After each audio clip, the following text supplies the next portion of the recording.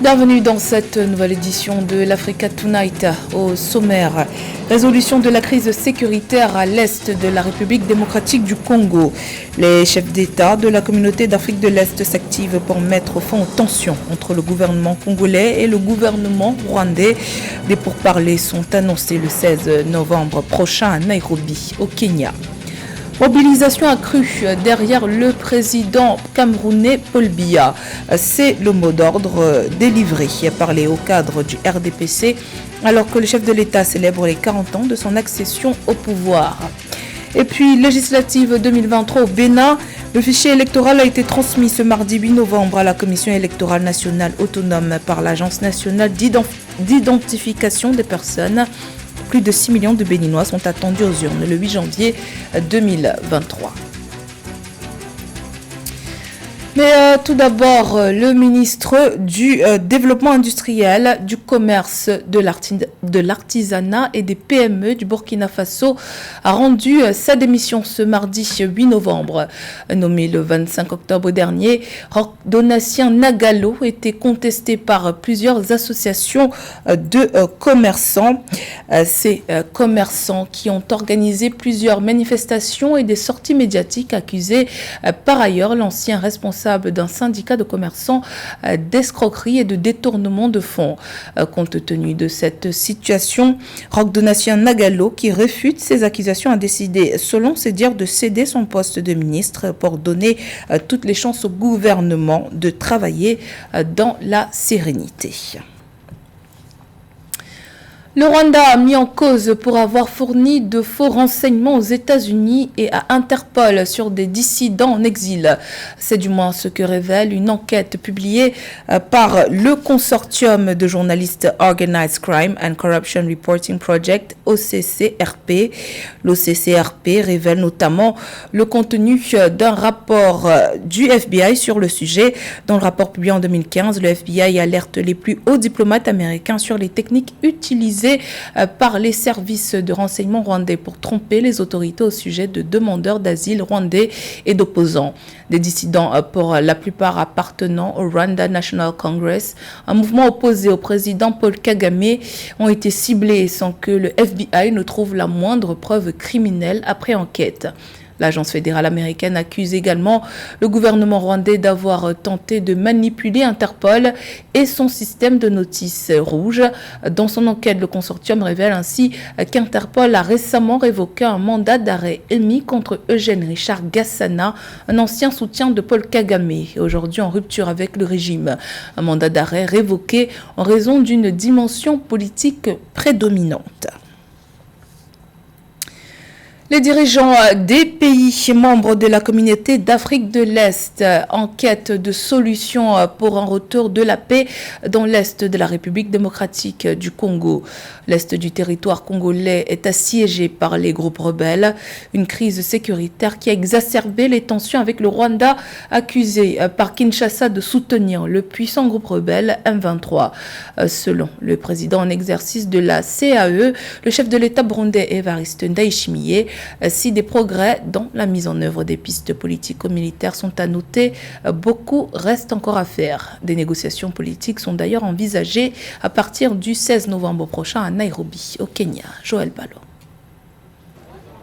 En amont de la prochaine session du dialogue de paix de la communauté d'Afrique de l'Est, le président en exercice du sommet des chefs d'État de la dite communauté, Evariste Ndayishimiye, a tenu des consultations pour faciliter le retour à la paix dans l'Est de la République démocratique du Congo. Au cours de ces échanges organisés en marge de la COP27 en Égypte avec les chefs d'État du Rwanda, de la Tanzanie, du Kenya et du Premier ministre de la République démocratique du Congo, les pays membres ont passé en revue les progrès accomplis dans la mise en œuvre des pistes politico-militaires et présentent la solution politique comme la seule solution durable.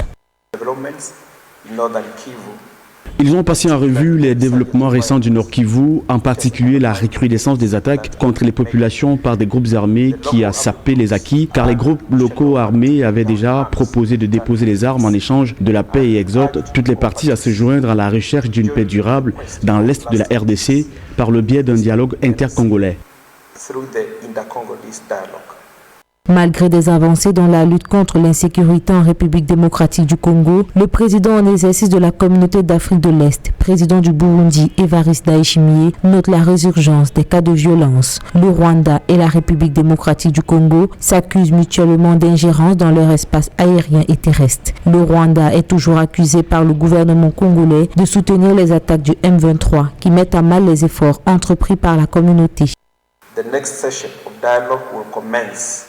La prochaine session du dialogue de paix se tiendra le 16 novembre 2022 au Kenya. Il a été souligné la nécessité de maintenir l'inclusivité en garantissant la participation de toutes les parties.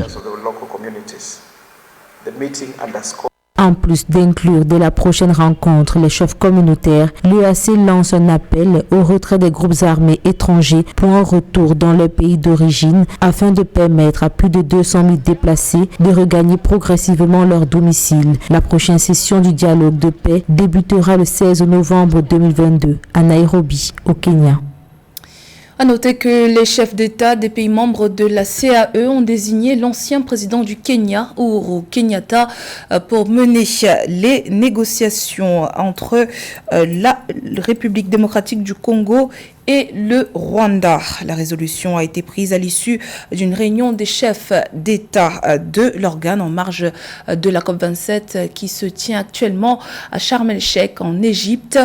Les présidents du Rwanda Paul Kagame, de la Tanzanie Samia Suluhu, du Kenya William Ruto, du Burundi Évariste Ndayishimiye et le Premier ministre congolais Jean-Michel Sama Lukonde y ont pris part.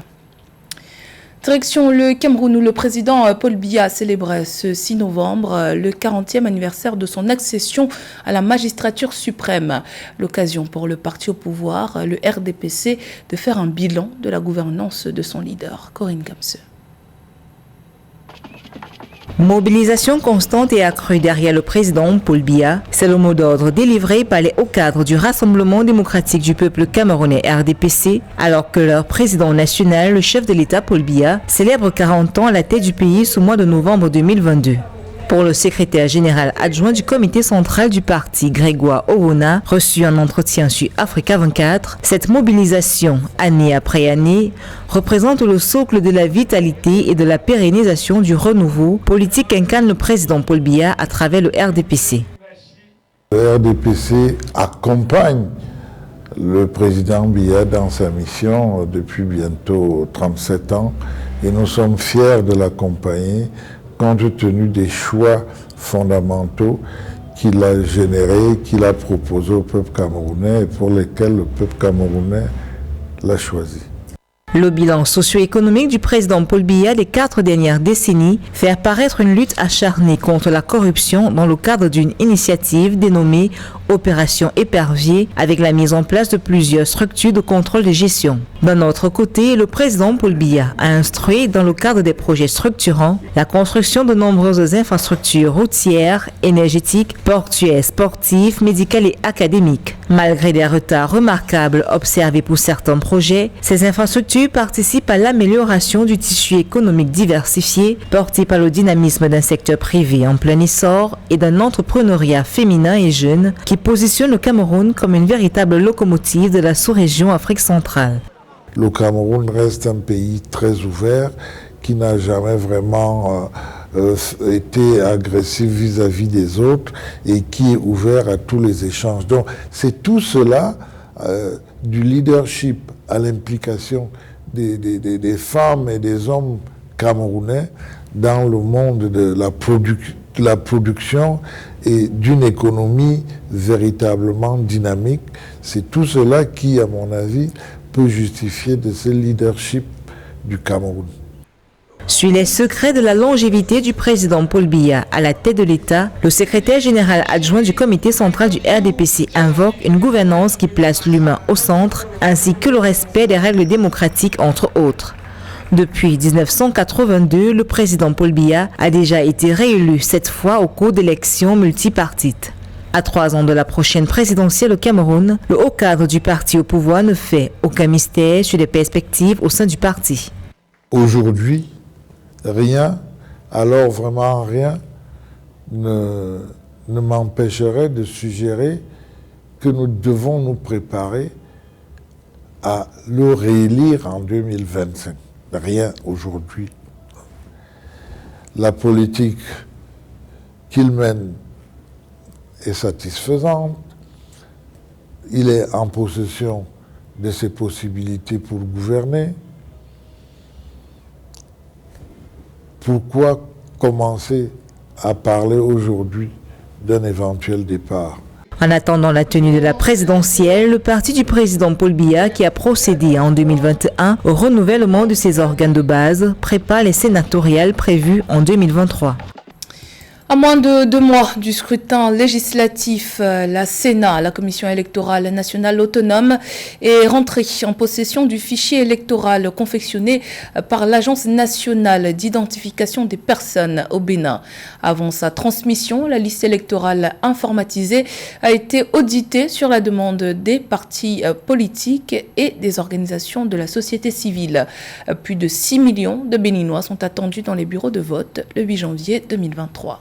Reportage de notre correspondant Leftiono. 6 600 572 électeurs sont attendus aux urnes le 8 janvier 2023 au Bénin pour élire les députés de la 9e législature du pays à l'ère du renouveau démocratique enclenché en 1990. En pleine activité de l'étude du fond des dossiers de candidature des 8 partis politiques ayant obtenu leur récépissé provisoire, dans le cadre de la phase d'enregistrement des déclarations de candidature des partis politiques, le fichier électoral dénommé Liste électorale informatisée LEI a été transmis à la Sénat à Cotonou. La liste électorale informatisée est réalisée par l'Agence nationale d'identification des personnes ANIP. La population électorale brute est estimée à un total de 6 600 572 électeurs, répartis sur 17 749 postes de vote dans 7 986 centres de vote. Suite à la demande d'inspection de la version provisoire de la liste électorale informatisée provisoire LEIP, formulée par le Fonds des organisations nationales contre la corruption FONAC, un consensus a été trouvé sur son acceptabilité à défaut d'un audit avec des partis politiques engagés dans le processus et l'ANIP. Le fichier électoral LEI, une fois réceptionné, permettra à la Sénat de gérer les centres et postes de vote dans le cadre du scrutin du dimanche 8 janvier 2023. Nous connaissons les péripéties qui ont jalonné l'élaboration de cette liste. Depuis le recensement administratif à vocation d'identification des personnes physiques, RAVIP, à la LEI, en passant par la liste électorale informatisée provisoire LEIP. A noter qu'après la phase de dépôt des dossiers de candidature, les 8 partis politiques ayant obtenu leur récépissé provisoire sont en attente de la validité de leur candidature. En cas d'insuffisance constatée, la Sénat les notifie aux candidats ou aux partis politiques concernés et l'invite à y remédier dans un délai de 72 heures ouvrables à compter de la date de notification. Toutefois, des partis politiques, à l'instar du parti d'opposition Les Démocrates, restent encore confrontés à l'obtention de quitus fiscaux. En Angola, l'Agence pour la promotion des investissements privés et des exportations œuvre pour la diversification de l'économie nationale fortement dépendante du secteur des hydrocarbures. L'APEX veut accroître la participation du secteur privé non pétrolier à l'économie.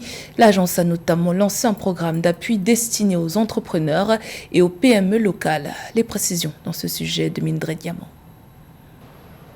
Pour accélérer ses projets de développement, l'Angola s'est doté en 2018 d'une agence pour la promotion des investissements privés et des exportations APEX. L'APEX se focalise sur la diversification de l'économie et la création des conditions propices pour attirer davantage d'investissements directs étrangers dans le pays.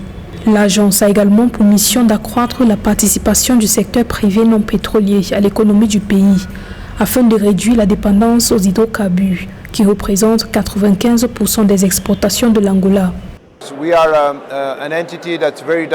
Nous sommes une entité très dynamique, jeune et dévouée à assister et à faire partie des nouvelles réformes en cours en Angola, afin que l'Angola parvienne à attirer beaucoup plus d'investisseurs dans le pays en vue de participer aux efforts du gouvernement pour diversifier son économie.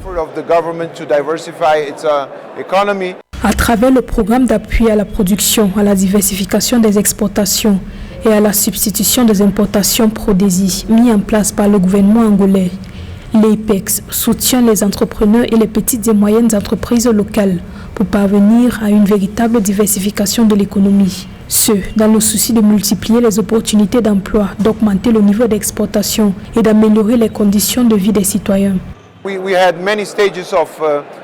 Nous avons eu de nombreuses étapes pour répondre aux besoins d'attraction des investissements. Au début, nous avons dû adapter notre cadre juridique à un cadre plus concurrentiel.